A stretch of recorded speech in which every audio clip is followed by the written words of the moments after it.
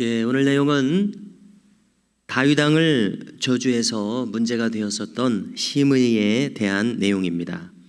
다윗은 유다 지파 출신입니다. 사울 왕은 베냐민 지파 출신이며 여기 이 시므이도 베냐민 지파 출신입니다. 그래서 그가 다윗 왕을 저주했던 배경에는 베냐민 지파의 왕권을 유다 지파가 가져갔다고 생각했기 때문입니다. 그렇지만 그의 이와 같은 판단이 불합리합니다. 그 이유는 사울 왕이 타락한 거로 이 왕권이 그래서 다윗에게 넘어간 것을 전혀 생각하지 않고 있다는데 그의 불합리함이 있습니다. 그는 하나님의 역사하심과 뜻이 다윗 왕에게 이미 넘어간 것을 전혀 생각하지 못하고 있습니다.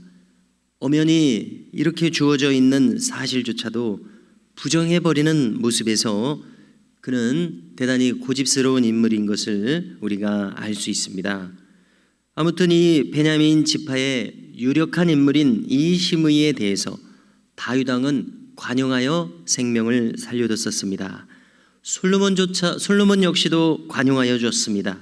그래서 이처럼 목숨을 부지하도록 해주었습니다. 그렇지만 여기에는 한 가지 조건을 내걸었습니다.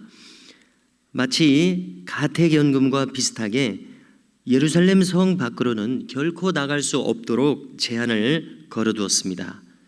이렇게 한 이유를 생각해 볼 때 시므이와 같은 인물은 한 지파 안에서 실력자였습니다. 언제든지 그는 지파의 세력과 여러 가지 흐름을 규합할 수 있고 지파 전체가 실력 행사에 들어가게 할 수도 있기 때문입니다. 즉 솔로몬은 지금 개인으로서 사사로이 반응하고 있는 것이 아닙니다. 왕권을 지켜야 할 텐데요, 그것을 수호하는 입장에서 이 모든 일들을 행하고 있음을 알 수 있습니다. 언제든지 이들은 왕권에 도전할 가능성이 있기에 시므이를 예루살렘 성 내에 연금되도록 했던 것을 헤아릴 수 있습니다. 그런데 여기 문제가 생기게 됩니다. 시므이가 이 조건을 무시하고 위반하는 일이 생겼습니다. 그 이유는 무엇인가 하면은 시므이의 종 두 사람이 이제 예루살렘에서 도주하여 블레셋의 가드 왕인 아기스에게로 넘어간 일이 있었습니다.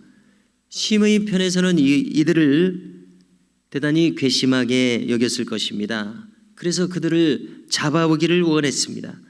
다른 사람들을 보내서도 가능한 일이었을 것 같습니다. 그런데 시므이는 자신이 직접 이 일을 해결하기 위해서 나섰습니다. 그것이 문제가 되는 원인이 되었습니다. 그 자신이 직접 예루살렘을 벗어나서 가드왕에게 가서 교섭하여 그 두 사람을 데려오게 된 것입니다.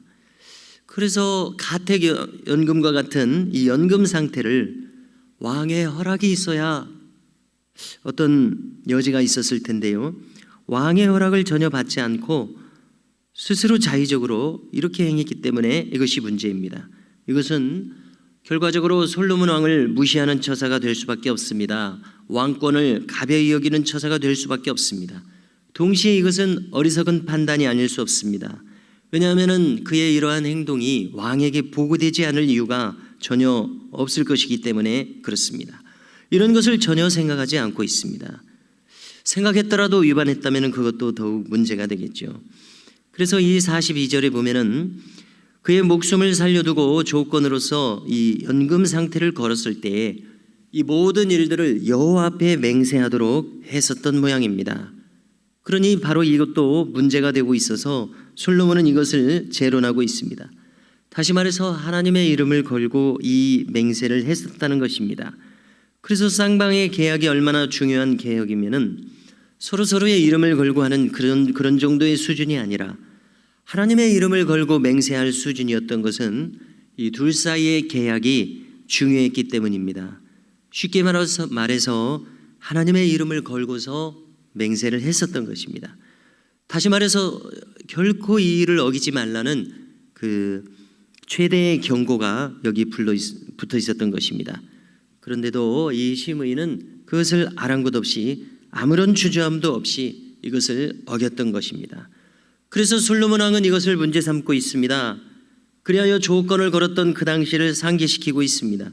성내의 거주를 어기고 성 밖으로 나갔을 시 죽음으로써 그 값을 치른다고 했다는 것을 거론하는 겁니다. 당연히 심의인은 변명할 어떤 말도 말할 수가 없는 상황입니다. 뿐만 아니라 다윗 왕도 유언을 남겼었습니다. 그런데 심의인에 대해서 솔로몬은 관용하고 있었던 것이죠. 솔로몬은 심의에게 죄를 묻고 있습니다. 다윗 왕을 저주한 일은 결코 작은 일은 아니었습니다. 왜냐하면 하나님의 기름 부음 받은 바에 의하여 이루어지는 일들이기 때문에 그렇습니다. 그래서 이 일에 대해서도 심의인은 변명할 말이 없습니다. 그리하여 기어이 그 대가를 치르게 합니다. 솔로몬은 어떻게 합니까? 다윗의 30용사 중에 한 사람이었던 이 여호야다의 아들 브나야에게 명령을 합니다. 브나야는 신임 군대 장관으로 임명이 되었었죠. 그는 왕의 명령을 받들어서 심의를 처결합니다. 우리는 이 심의를 통해서 배은망덕의 한 실례를 보게 됩니다. 그는 다윗 왕을 무시했습니다. 솔로몬 왕을 무시했습니다. 더 나아가서 하나님과의 맹세를 무시했습니다. 이것은 결코 작은 문제가 아니었습니다. 하나님을 무시할 수 있다는 것은 생각해 볼 때에 결코 작은 문제가 될 수 없습니다. 어쩌면 모든 문제들의 출발점은 거기에서부터 이루어지고 있다고 판단됩니다. 하나님을 두려워하느냐 그렇지 않느냐 바로 여기 말입니다. 우리는 하나님을 두려워할 때에 나의 생각과 언행을 삼갈 수 있는 그러한 상황이 됩니다. 그러므로 우리는 우리 스스로를 의심해야 할 것입니다. 왜냐하면 우리는 때때로 아무런 생각 없이 판단하고 행동할 때가 있기 때문에 그렇습니다. 생각 없는 언행은 하나님을 의식하지 않고 행하는 언행일 가능성으로 이어질 수 있습니다. 그러므로 우리는 자신을 의심하는 것이 필요합니다. 왜냐하면 이것이 하나님의 뜻이겠는가? 나의 언행을 가져가기 전에요.